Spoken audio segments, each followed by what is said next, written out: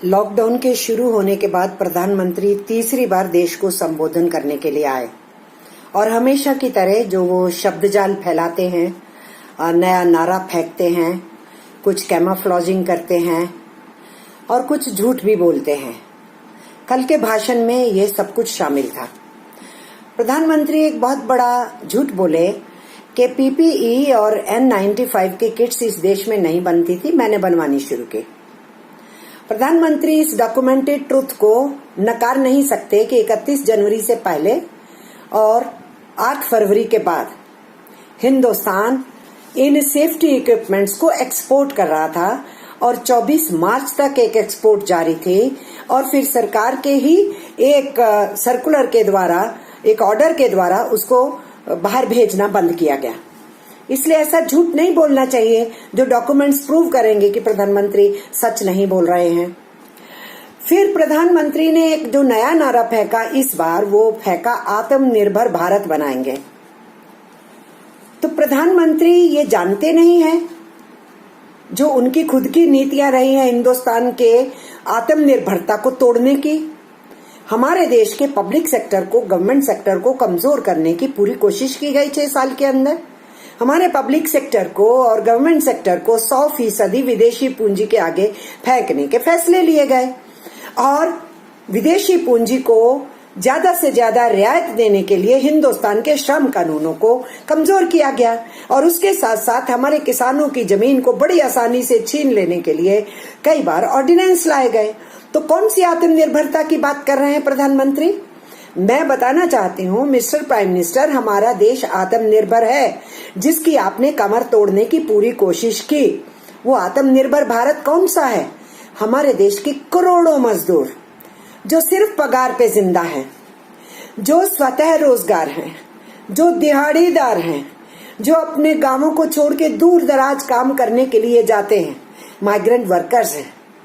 हमारे छोटे किसान हैं, मंझले किसान हैं, हमारे खेत मजदूर हैं। गांवों के अंदर भी अपनी रोजी रोटी को स्वतः चलाने वाले लोग भी हैं।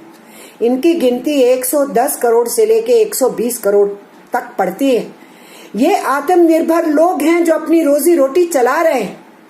उनके ऊपर गाज गिरी ये जो अचानक लॉकडाउन बिना तैयारी के आपने किया, उनके लिए कल के भाषण में आपके पास एक भी लफ्ज नहीं था और आपका पूरा का पूरा ये जो सपना दिखाने का काम था और 20 लाख करोड़ के पैकेज की जो आपने बात की, फिर से आप इस देश की बिल्डर्स लॉबी, कॉरपोरेट घराने और दुनिया की वित्त पूंजी, उन सबकी सेवा में आप कैसे जुड़ेंगे? आप केवल उन्हीं चीजों का संज्ञान ले रहे थे। लोकल की बात कर रहे थे ना आप। आपके जो लोकल के उदाहरण थे, वो सप्लाई जो है, वो सप्लाई चेन इस देश के लोग दशकों से कर रहे हैं। लेकिन आप जिस सप्लाई चेन का चर्चा कर रहे थे, वो सप्लाई चेन है एक्सपोर्ट ओरिएंटेशन की और बड़े क्षेत्र की। आप उस सप्लाई चेन की चर्चा कर रहे हैं। उस सप्लाई चेन में हमारे गरीब जो सप्लाई चेन में शामिल होता है, आपका कहीं भी उसके लिए कोई दुख नहीं झलका है कल के भी आपके भाषण के अंदर। और इसलिए मैं ये कहना चाहती हूँ, आपने बोल दिया कि 4 महीने से पूरी दुनिया जो है इस महामारी से भिड़ रही है, लेकिन उस 4 महीने की लड़ाई के अंदर भारत शामिल नहीं था, क्योंकि आपने दिसंबर महीने से ये पूरी दुनिया में चल रहा है, आपने मार्च के महीने तक संज्ञान नहीं लिया। आपकी पार्लियामेंट चलती रही, आपने पार्लियामेंट को कॉन्फिडेंस में नहीं लिया। मैं ये बात पहले भी कह चुकी हूँ, मैं दोहरा रही हूँ, आपने सरकारों को, राज्य सरकारों को कॉन्फिडेंस में नहीं लिया। हमारे देश के मजदूरों को, किसानों को कॉन्फिडेंस में नहीं लिया, नागरिकों को कॉन्फिडेंस में नहीं लिया। और आपने अचानक पहली बार 19 मार्च में जो घोषणा भी की तो देश को नहीं बताया कि कितना बड़ा लॉकडाउन करने वाले हैं। इस देश के आवाम को तैयार नहीं किया गया कि किस तरीके की महामारी से लड़ा जाएगा। और अचानक आप थालियां और घंटियां बजवाते हैं, बाद में दिए और मोमबत्तियां जलवाते हैं। लेकिन जो हताश हो गया करोड़ों की गिनती में, जिसका 20 मार्च के बाद वेतन नहीं मिला, और वो ये सोच के कि आपने कहा है 18 दिन में महाभारत लड़ा गया था और जीत लिया गया था, 21 दिन के अंदर, 21 दिन के लॉकडाउन में कोरोना पे जीत हासिल को हो जाएगी, और वो ये सोच के कि प्रधानमंत्री ने कहा है 21 दिन में फारिग हो जाएंगे, वो अपने कष्ट को सहने के लिए तैयार रहा। अब तो 47 दिन हो चुके हैं। वो सड़कों के ऊपर कब से चल रहा है, वो मजदूर फंस रहा है जंगलों में, रेल पटरी पे चल रहा है, कट रहा है रेल पटरी पे, एक्सीडेंट्स में मर रहा है, भूख से मर रहा है, आत्महत्या से मर रहा है। हमारी वो माइग्रेंट वर्कर बहनें पैदल चल रही हैं प्रेगनेंसी की हालत में। एक ने तो परसों बच्चे को जना है सड़क के ऊपर। और इस तरीके से हम ये देख रहे हैं। उनकी क्या, जिनके लोग एक्सीडेंट्स में मर गए। आपने कहा कि गांवों की तरफ देखो, ये सब गांवों की तरफ ही तो जा रहे थे, जिनको पहुंचाने का इंतजाम आपने नहीं किया। और अभी भी जो लोग फंसे हुए हैं आपके पास, उनके लिए ब्लूप्रिंट नहीं है। विदेशों से आने वालों के लिए आपके पास ब्लूप्रिंट मौजूद है।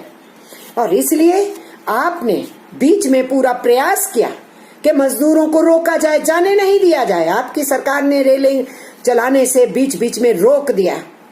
ये सब कुछ आपने किया और आप ये कह रहे हैं आत्मनिर्भर भारत बनाएंगे। और जो आत्मनिर्भर भारत है, खुद कमा के खुद खाता है, उसके लिए आपके इस पैकेज के अंदर कुछ भी शामिल नहीं है। उसकी आपने बात नहीं की, उसके कष्ट के साथ आपने आवाज नहीं उठाई। और आप बात क्या कर रहे थे चीफ मिनिस्टर्स के साथ? कंपैशन होना चाहिए, स्टेट्समैनशिप होनी चाहिए। ये कंपैशन है मिस्टर प्राइम मिनिस्टर कि आपने एक लफ्ज नहीं बोला कष्ट में रहने वाले लोगों के लिए, और आपने कह दिया कि तपस्या कीजिए और त्याग कीजिए। जो लोग नवाले के लिए तरस रहे हैं, कैश नहीं उनके हाथ में, उनके लिए आप त्याग और तपस्या की बात कर रहे हैं। एक और बहुत बड़ा झूठ आपने बोला कि सबको कैश मिल गया घरों में बैठ के, आपको चिंता नहीं हुई डिजिटल इंडिया में। झूठ बोल रहे हैं। जो कवर्ड हैं वो भी सारे कवर नहीं हुए कैश ट्रांसफर में। जो किसी स्कीम में कवर नहीं होते, हमारे गरीब गुरबा, उनको कुछ नहीं मिला। जिनके पास राशन कार्ड्स हैं उनको भी 100% कवरेज नहीं मिला। जिनके पास राशन कार्ड नहीं, वो भी उसी बदतर हालत में हैं, उनको राशन नहीं मिला। और अभी भी लंबी लंबी लाइनों में फिजिकल डिस्टेंसिंग की परवाह किए बिना मजदूर 6-6 घंटे खाने के इंतजार में खड़ा रहता है। आपने संज्ञान नहीं लिया। उन 2 बच्चों का भी संज्ञान नहीं लिया, जिनका पिता उनकी माँ को साइकिल के ऊपर वापिस अपने गांव लेकर के जा रहा था और वो बच गए हैं, माँ बाप मर गए हैं। इसलिए मिस्टर प्राइम मिनिस्टर, आपका दिल धड़कता है कॉरपोरेट घरानों के लिए, विदेशी पूंजीपतियों के लिए और इस देश की बड़ी बड़ी लॉबी के लिए। इसीलिए आपके पैकेज के अंदर उनके लिए कुछ नहीं था।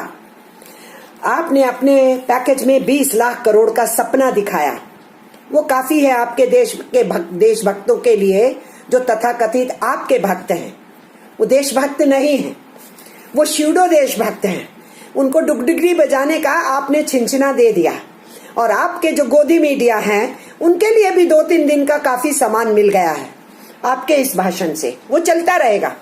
पर मैं ये कहना चाहती हूँ, उस 20 लाख करोड़ में जब आपने ये सपना दिखाया मुंगेरी लाल का, तो कुछ सेंटेंसेस बोलने के बाद साथ में आपने ये भी बोला, आपने ये कहा कि इसके अंदर वो सब कुछ शामिल है।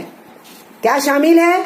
जो वित्त मंत्री पहले 1,76,000 करोड़ का पैकेज देके गई थी। इसमें क्या शामिल है? जो रिजर्व बैंक ऑफ इंडिया के गवर्नर बीच में आए थे और आकर के कई घोषणाएं करके गए थे, वो भी शामिल है। जो वित्त मंत्री दोबारा आके बहुत से कंसेशंस कॉर्पोरेट घरानों को देके जा चुके हैं, वो भी, जिसके तहत और बहुत सी छूट देने का काम किया गया आरबीआई के द्वारा या वित्त मंत्री के द्वारा। ये सब कुछ अगर पैकेज मिला लिए जाते हैं, जो ऑलरेडी दिया जा चुका है, वो 11 लाख करोड़ है। उसके अलावा आरबीआई ने जो कुछ पिछले दिनों इशारा किया, 5 लाख करोड़ आरबीआई संज्ञान में ले चुकी है। वो बांटने का काम जो उनको करना है और किनके लिए करना है, सब हम जानते हैं। इसलिए बड़े बिजनेस के वास्ते आप सब कुछ करने को तैयार हैं और ये सब मिला करके हो जाता है 16 लाख करोड़ रुपया। 20 लाख करोड़ का जो आपने झुंझुना दिखाया है, उसमें से सिर्फ 4 लाख करोड़ है, जिसको हम कह सकते हैं जीडीपी का 2 या 2.5% बनता है। पर आपको तो पूरी दुनिया के अंदर अपनी पीठ चुकवाने का काम करना होता है। इसलिए आप बताना चाहते थे कि अगर अमेरिका 13% दे सकता है जीडीपी का, इंग्लैंड 12% दे सकता है जीडीपी का, कनाडा 10% दे सकता है जीडीपी का, तो हिंदुस्तान पीछे नहीं है जी, हम भी 10% दे रहे हैं जीडीपी का। जनाब, जीडीपी कहाँ है आपके? दुनिया बता रही है कि हिंदुस्तान 0 तक होने वाली है उसकी ग्रोथ। ये दुनिया बता रही है कि 40 करोड़ से नीचे ज्यादा गरीबी में धंस जाएंगे। ये तो अब सर्वविदित हो गया हिंदुस्तान के खुद के सर्वेस पे कि 27% अनएम्प्लॉयमेंट रेट हो गई। तो वो माइग्रेंट वर्कर, वो दिहाड़ीदार, उसके लिए इस बजट के अंदर कुछ नहीं है, कैमोफ्लेजिंग है। और मिस्टर प्राइम मिनिस्टर, मैं सीधे सीधे कहना चाहती हूँ, आपने रिफॉर्म्स का बात किया, आपने कहा मानव केंद्रित विकास होना चाहिए। तो आपके विकास के मॉडल में मानव तो केंद्र में है ही नहीं, यह हम 6 साल से देख ही रहे हैं। और उसके साथ साथ आपने बहुत बड़ी रिफॉर्म्स की चर्चा कर दी। आपके रिफॉर्म्स क्या हैं? आपके रिफॉर्म्स किसान को बाहर फेंक देंगे। आप एपीएमसी की बात करते हैं और एफसीआई को आप वाइंड अप कर देना चाहते हैं। और इसलिए बाजार बाजार और बाजार आपके जहन में है। आप छोटे किसान को, मंझले किसान को बचाने की बात नहीं करते, जो 85% किसानी करने वालों में से है। और आपके जो रिफॉर्म्स के मॉडल हैं वो हिंदुस्तान के मजदूरों के ऊपर और कुठाराघात करने के हैं। उसका पर्दाफाश लगातार हो रहा है। तो प्रधानमंत्री जी, आप जब मुख्यमंत्री थे, आपने गुजरात को तथाकथित मॉडल बनाया था कुछ चीजों का। वो मॉडल आप पूरे देश के ऊपर लागू कर रहे हैं, उसके ऊपर मैं बात करना चाहती हूँ। इसलिए ये आपको आज ये कहना चाह रही हूँ, आपका क्या मॉडल था? आपका मॉडल था किसानों की जमीन छीनो, आदिवासियों की जमीन छीनो, बड़े कॉरपोरेट घरानों को दो, अदानी और अंबानी को दी गई। जो 50 साल से वहां बसे हुए किसान थे, पंजाब से ले जा करके बसाए गए थे, पाकिस्तान के साथ लगने वाली सरहदों के जगह के ऊपर बसाए गए थे ताकि वो एक ढाल बन सके। आपने 50 बरस के बाद उनको कहा बोरिया बिस्तरा गोल करके यहाँ से चले जाइए, ये जमीन के मालिक आप नहीं है। आपने आदिवासियों और किसानों की जमीन छीन करके वल्लभ भाई पटेल के, सरदार वल्लभ भाई पटेल का बड़ा ऊंचा बुत खड़ा किया, जिसमें आपके कॉरपोरेट घरानों के मित्रों ने एक नया पैसा नहीं दिया। हमारी जनता के पैसे से बने हुए पब्लिक सेक्टर का उसमें 3000 करोड़ ले लिया गया। आपने उन आदिवासियों और किसानों को जमीन वापस नहीं की। और इसलिए हम जानते हैं कि आपका एजेंडा क्या है। आपने कुर्सी के ऊपर बैठते ही 3 बार ऑर्डिनेंस लाया लैंड एक्विजिशन एक्ट को बदलने का, जो अंग्रेजी राज के कानून को बदलने के लिए पार्लियामेंट में बहस चली। 2013 में कानून बना, बीजेपी भी उसके अंदर वोट करने में शामिल थे। आपने कुर्सी पे बैठते ही 2014 में उस कानून को तोड़ने की कोशिश की। तो आपका जो रिफॉर्म्स का एजेंडा है किसानों के बारे में, जमीन के बारे में, आपने लैंड की बात की, हम परिचित हैं उससे। आपने लिक्विडिटी की बात की, तो हम जानते हैं आपके राज के दौरान 36 घराने देश को छोड़ के भाग गए। उनमें से कुछ का पिछले दिनों के अंदर पैसा माफ किया गया। आपके राज में 13 लाख करोड़ रुपए से ऊपर नॉन परफॉर्मिंग एसेट्स बनाए गए। वो पैसा सारा डूबत पैसा है और वो देश के ऊपर बहुत बड़ा कुठाराघात है। हम जानते हैं लिक्विडिटी के क्या मायने हैं। नोटबंदी के टाइम में सारी जनता का पैसा निकलवा लिया गया, ये सब हम जानते हैं। उसकी लंबी बखान आज हम क्या करेंगे। तीसरी बात आपने जो की लॉ की, तो रूल ऑफ लॉ को तो आप मानते नहीं। रूल ऑफ लॉ आपको और आपके लोगों को प्रोटेक्ट करने के लिए होना चाहिए। रूल ऑफ लॉ जो विरोधी हैं, जो आपके ऊपर उंगली उठाते हैं, आपकी पॉलिसी का क्रिटिसिज्म करते हैं, उनको बंद करने के लिए इस्तेमाल किया जाता है। और इसीलिए आपने इस जो मेडिकल इमरजेंसी थी उसको भी लॉ एंड ऑर्डर की प्रॉब्लम बना दिया। इसलिए वर्कर जब वेतन की मांग कर रहा है उसकी पिटाई हो रही है, जब वो घर जाने की बात कर रहा है उसकी पिटाई हो रही है, जब वो राशन के लिए सड़क पे निकल रहा है उसकी पिटाई हो रही है। क्योंकि आपकी नजर में ये कोई मानवीय समस्या नहीं है, ये कोई मेडिकल इमरजेंसी नहीं है, ये लॉ एंड ऑर्डर प्रॉब्लम है। और चौथी बात आपने एल की क्या कही, लेबर। तो आपने यही काम गुजरात के अंदर किया था किसानों के लिए, और इसी तरीके से आपने लैंड का काम तो किया ही था। लिक्विडिटी के मामले में भी आपका यही हिसाब था। और रूल ऑफ लॉ को हम जानते हैं, गोधरा से लेके गोधरा के बाद के कांडों में क्या हुआ, आप रूल ऑफ लॉ का कितना सम्मान करते हो। और जो लेबर की बात है, आपके चीफ मिनिस्ट्री के राज के दौरान वहां पर श्रम कानूनों को बहुत तोड़ा और मरोड़ा गया था। और आज एक तरफ आप तथाकथित सपना दिखा रहे हैं और लोगों को कैमोफ्लेज करके झूठ के अंधेरे में फंसा रहे हैं, दूसरी तरफ हिंदुस्तान के श्रमिकों के कानून को तोड़ रहे हैं। आपने कुर्सी पे बैठते ही वसुंधरा राजे की सरकार को, बीजेपी की सरकार को इस्तेमाल करके 4 कानूनों को वहां असेंबली में चेंज करवा के और राष्ट्रपति के सिग्नेचर करवा के दिए। उसके बाद पूरे हिंदुस्तान के चीफ सेक्रेटरीज को एडवाइजरी देके उन कानूनों में 10 राज्यों में परिवर्तन कराया।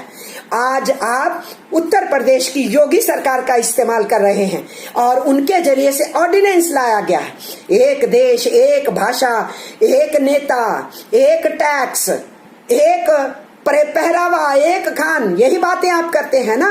और उसी के तहत आपने कहा कोडिफिकेशन का, जब हम लोगों ने विरोध किया ट्रेड यूनियंस ने, तो आपने कहा एक देश एक कानून। और आज केंद्रीय कानूनों के ऊपर एक राज्य की सरकार ऑर्डिनेंस बना रही है। ये है आपका फेडरलिज्म। फेडरलिज्म के ऊपर चोट, उसको तोड़ना और कंट्राडिक्टरी नारे देना, आपका सारा भाषण विरोधाभास से भरा हुआ था। और आज उस ऑर्डिनेंस के जरिए से आप मध्य प्रदेश, यूपी और गुजरात की सरकारों के जरिए से हिंदुस्तान के मजदूरों के 134 वर्ष के संघर्षों से हासिल किए हुए उनके हकों के ऊपर कुठाराघात कर रहे हैं। और आपने जो कहा हम रिफॉर्म्स करेंगे, वो रिफॉर्म्स सीधा सीधा इशारा है कि आप श्रमिकों की पिटाई करना चाहते हैं। इसलिए आप स्लेव लेबरी की तरफ हमारे देश के मजदूरों को धकेल रहे हैं। आत्मनिर्भर जो अपने कमाता है, खाता है, आज आप उसको बॉन्डेज में डालना चाहते हैं। आप दुनिया के जितने इंटरनेशनल कोवेनेंट्स हैं जिसमें हिंदुस्तान शामिल है, आप उसकी धज्जियां उड़ा रहे हैं। ILO के साथ कन्वेंशंस में जहां जहां एग्रीमेंट है हिंदुस्तान की सरकारों का, आप उसको तोड़ रहे हैं। इसलिए कल का आपका भाषण, हम ये कह सकते हैं, वो आईना है इस बात का कि आप आगे जाकर के क्या करने वाले हैं। इसलिए 20 लाख करोड़ का झुंझुना मुबारक हो नरेंद्र मोदी जी के भक्तों को और उनके गोदी मीडिया को। और देश के मजदूरों को मैं ये कहना चाहती हूँ, आपके लिए कुछ नहीं है। किसानों के लिए कहना चाहती हूँ, आपको बाजार के हवाले किया जाएगा और सरकार अपनी जिम्मेदारी से मुक्त होना चाहती है। और इसलिए इस मौके के ऊपर मैं इतना ही कहते हुए कि गुजरात के मॉडल को आप पूरे हिंदुस्तान में जो थोपने का काम कर रहे हैं, वो गुजरात का मॉडल आपका फेल हो चुका है। अब हिंदुस्तान को फेल करने के लिए आप निकल पड़े हैं। अपनी असफलताओं को छुपाने के लिए नए नए नारों को फेंकने का काम, कैंपेन चलाने का काम आप करते रहे हैं। आप आगे भी करेंगे, हम ये समझते हैं। लेकिन मैं श्रमिक आंदोलनों की तरफ से कहना चाहती हूँ, हमने आपकी चुनौती स्वीकार की और हम लड़ेंगे। हम आराम से नहीं बैठे। हमने मई दिवस मनाया, उसके बाद अलग अलग ट्रेड यूनियंस ने अपने संघर्ष को आगे बढ़ाया। हमने जो चिट्ठियां आपको लिखी, आपने जवाब तक नहीं दिया। हमने श्रम मंत्रालय को लिखी, जवाब तक नहीं आया। और आप अपने श्रम मंत्रालय का इस्तेमाल कर रहे हैं। सारे राज्यों को आपने कहा कि जो 134 बरस पहले का हमारा जो कानून था 8 से 8 घंटे के काम का, आपने सबको संदेश दे दिया कि 8 घंटे को 12 घंटे कर दीजिए। तो आप दिल्ली में बैठे बैठे राज्य की सरकारों को निर्देश दे रहे हैं, दूसरी तरफ फेडरलिज्म तोड़ रहे हैं, तीसरी तरफ एक राज्य सरकार से केंद्र कानून पे हमला करवा रहे हैं, ऑर्डिनेंस करवा रहे हैं। और कभी चीफ मिनिस्टर्स को संज्ञान में नहीं लिया और अब सारी चीजें चीफ मिनिस्टर्स पे फेंक भी रहे हैं, लेकिन जो राज्यों की मांग है उसको पूरा भी नहीं कर रहे। आपने हिंदुस्तान को अराजकता में फेंका है। एक रात सपना आया, अचानक लॉकडाउन कर दिया गया और फिर सपने पे सपना जो आता रहा उसको आप लेकर के आगे बढ़ाते रहे। जवाब दीजिए ना। आप तो कह रहे थे 18 दिन में महाभारत जीती गई, 21 दिन में कोरोना को हरा लेंगे। लोगों को झांसा दिया आपने और आज बात करते हैं कोरोना तो अभी बहुत देर चलना है, इसलिए लॉकडाउन और रहना है और हमको रिफॉर्म्स करना है और हिंदुस्तान को बड़ा ताकतवर बनाना है। हिंदुस्तान हिंदुस्तान की कमर तो आप पहले ही तोड़ चुके हैं, नोटबंदी और जीएसटी के बाद, और उसके बाद बेरोजगारी की दर को बढ़ा के, और जिस ढंग से लॉकडाउन लागू किया, और फिर रोजमर्रा खाने और कमाने वालों को आज भी आपने उनको 3 महीने 4 महीने की जो हम मांग कर रहे थे कि सरकार पगार दे, आप उसके लिए तैयार नहीं है। इसलिए मिस्टर नरेंद्र मोदी, मजदूर यूनियनों ने आपकी चुनौती स्वीकार की है। आने वाले दिनों में हमारा संघर्ष बढ़ेगा, हम लड़ाई को तेज करेंगे।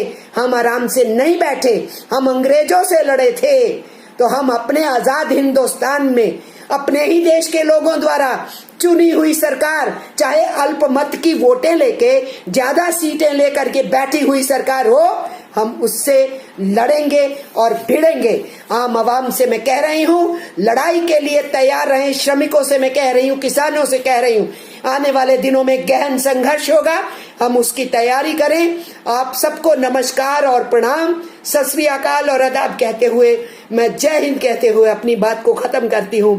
फाइनेंस मिनिस्टर क्या पैकेज लाती हैं, मैं फिर आपके बीच में आऊंगी। धन्यवाद।